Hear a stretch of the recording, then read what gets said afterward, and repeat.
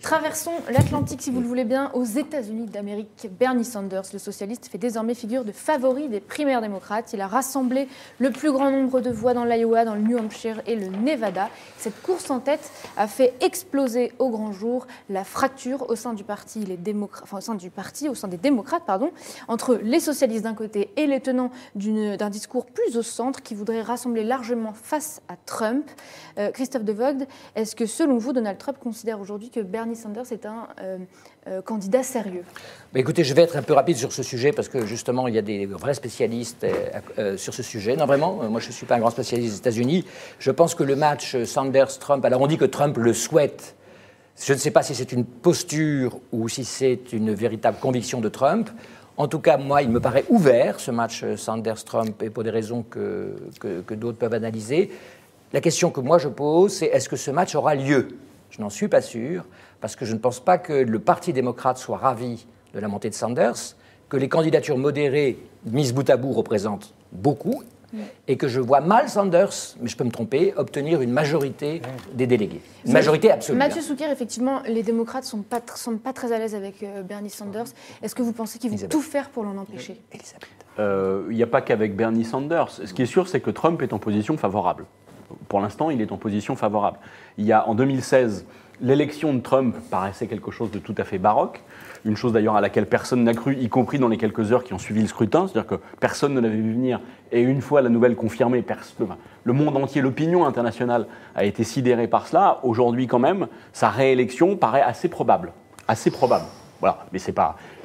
Alors, c'est probablement très, très incertain, mais en réalité, ce qu'on observe, c'est qu'en dépit de toutes les séquences qu'il a traversées, et y compris la dernière, c'est-à-dire le risque de destitution, il est au contraire remonté. Alors peut-être que Jérôme Sainte-Marie dispose de chiffres différents. Moi, ceux que j'ai lus la semaine dernière faisaient état d'un sondage Gallup qui disait qu'il était remonté de 39 à 49%, donc à un niveau en fait de popularité relativement inédit à l'approche du scrutin, qu'il a en face de lui effectivement des démocrates qui, avec le caucus de l'Iowa, n'ont pas démontré leur professionnalisme, qui sont là très divisés, ils sont encore 12 en piste, ce qui fait que, voilà, c'est le principe d'une primaire. Il y en a un qui sort vainqueur, mais après ça a quand même fait étrier par tous ses concurrents, et là ils sont 11 à s'étrier, enfin ils sont 12 à s'étrier, et donc ils vont être 11 à passer Bernie Sanders sur le grill. Et puis Bernie Sanders, on le voit bien, en termes de renouvellement générationnel ou en termes de renouvellement programmatique, pose question. Alors, est-il capable derrière de faire une majorité sur son nom? On voit bien que c'est une incertitude. Néanmoins, et on verra si Jérôme Sainte-Marie confirme ça, moi j'ai vu que les sondages, en fait, le donnaient comme le meilleur adversaire de Trump en termes de capacité à le battre. Précisément. Jérôme Sainte-Marie, est-ce que vous pouvez décortiquer un petit peu l'électorat de Bernie Sanders?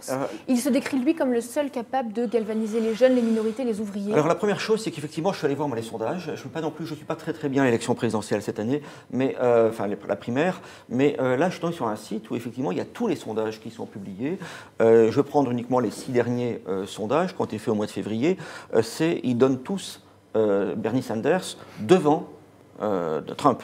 Alors, tout ça est très virtuel, effectivement, le candidat qui sortira des primaires sera probablement peut-être moins poussé qu'abîmé, il peut y avoir des phénomènes de scission, etc., au sein du parti, voire au niveau de l'électorat. Si, mettons, Sanders était battu, on sait très bien qu'il y a beaucoup de délégués, un cinquième, je crois, des votes à la primaire, c'est en fait des délégués du parti. Donc, effectivement, s'il était battu, ses partisans considéreraient encore plus que la dernière fois que c'est le parti qui a été déloyal à son égard. Mais si, inversement, il l'emporte, on voit bien qu'il est quand même, il n'est pas loin d'un discours socialiste, ce qui aux États-Unis pose un petit point. Alors justement, c'est quand même ça qui m'a beaucoup frappé, parce que je ne m'attendais pas à trouver ces chiffres-là. Je pensais que Bernie Sanders faisait moins bien que les autres. Donc, ce site est très bien fait, et les sondeurs américains ont pas mal de moyens, qui peuvent tester visiblement toutes les hypothèses avec les principaux candidats à la primaire. Eh bien, c'est le seul, avec Elizabeth Warren, qui l'emporterait à chaque fois face à Trump. Donc, il emporte pour l'instant. Donc, il a cet argument massif dans une primaire là-dessus. Or, si effectivement, c'est quelqu'un qui a 78 ans, qui a eu une attaque cardiaque il y a quelque temps, au point qu'il a dû produire des attestations médicales montrant qu'il était en pleine forme. Comme Mitterrand en son temps. Donc, effectivement, il n'y a pas de renouvellement générationnel, mais un peu comme Mitterrand en son temps, précisément, il y a un renouvellement programmatique qui est assez fort, qui est même jugé assez radical pour les États-Unis, que ce soit en politique étrangère ou en politique intérieure. d'ailleurs. Oui. Eh bien, c'est ce que nous dit Chris Cross, Et donc, qui nous regarde voilà, et qui nous je dit vous ai pas Sanders, répondu. qui nous dit Sanders est beaucoup trop socialiste pour l'américain moyen. Marc Landry, en commentaire là-dessus, la sécurité sociale, les universités gratuites, tout ça, c'est trop à gauche. Du logement social, même. Parce que c'est trop à gauche. En plus, la chance de Sanders, c'est qu'il est opposé à Trump. Donc on oppose des extrêmes et on se compare. En vérité, c'est pas un vote d'adhésion, c'est un vote d'opposition. Et comme Trump est très à droite, et il ne sert que les électeurs du Michigan et de l'Iowa, parce que lui, ce que pensent les Français et les Parisiens, il s'en fout complètement, Trump. D'ailleurs, il a toujours dit, moi j'ai été élu par les Américains, c'est pas pour faire la politique que veulent que je fasse les Français ou les Allemands. Chinois. Ouais, ou les Chinois. Donc lui, il va flatter son électorat, ceux qui votent pour lui, et donc ce que pensent les internationaux, les Parisiens bobos du 11e ou du 17e, il s'en fout complètement. Dans le 10e, pardon, Mathieu. Donc, en revanche, ce qui est très drôle, c'est de comparer cette élection, cette primaire-là, avec celle des Républicains en 2016. Parce qu'en vérité, Sanders joue exactement la même carte que Trump. Tout le monde le considère comme un guignol. Quelqu'un d'extrémiste, ce qui était Trump en 2016 parmi les Républicains, et tout le monde disait, enfin, s'il sort vainqueur des primaires, les Républicains ne le soutiendront pas. Qu'est-ce qu'ils ont fait finalement? Ils n'ont pas eu le choix. Donc si Sanders sort en tête, et qu'il n'y a pas le choix de que le soutenir, tout le monde se ralliera comme un seul homme derrière lui, parce que c'est le seul capable de battre Trump, qui est quand même, pour les gens de gauche, socialistes, communistes ou pas aux États-Unis, l'épouvantail et l'homme à abattre. Donc je pense que... Match ouvert, on est d'accord. Hein. Oui, match ouvert, bien sûr. Mais est-ce qu'il y arrivera? On sent... Impossible de savoir. C'est là que j'ai encore un doute. Et franchement, et aussi, est-ce qu'il y arrivera? On regarde ça avec nos yeux d'occidentaux européens. Mais si on se mettait dans la peau d'un électeur américain, c'est très difficile de savoir parce que quels sont les points importants pour un électeur américain, quels sont ses centres de préoccupation. Pour l'instant, Trump, il y répond en grande partie parce qu'il les sécurise, il les flatte. Enfin, Trump n'est pas si populaire que ça, il faut quand même faire attention, parce que je sais bien que les chiffres de Mais l'économie... au bout de 4 ans, c'est pas le président le plus impopulaire. L'économie sont Pour le moment bon. plus populaires que notre président, mais quand même... les chiffres de l'économie sont assez bons, ce qui n'est pas forcément une très mauvaise nouvelle pour les démocrates et pour Bernie Sanders. C'est clair. Justement, lui, sa promesse, c'est en quelque sorte... De redistribuer. Comme on parlait des dividendes de la paix à une époque, après la chute du mur de Berlin, eh bien là, c'est un peu les dividendes de la croissance, en disant, regardez, ce pays qui s'enrichit ne vous profite très peu. Alors cette perception est très variable, elle aussi, on est quand même très loin de l'univers français, en fonction de l'origine ethnique, par exemple, qui est enregistrée par les sondeurs aux États-Unis. Là, les différences sont... Mais prenez la popularité de Trump les différences sont elle est majeures. largement supérieure à celle d'Obama au bout de 4 ans. Oui. Et les internautes Et qui nous pourtant, il est regardent, beaucoup plus critiqué. les internautes qui nous regardent en Et ce moment Obama nous avait disent, Il était encensé.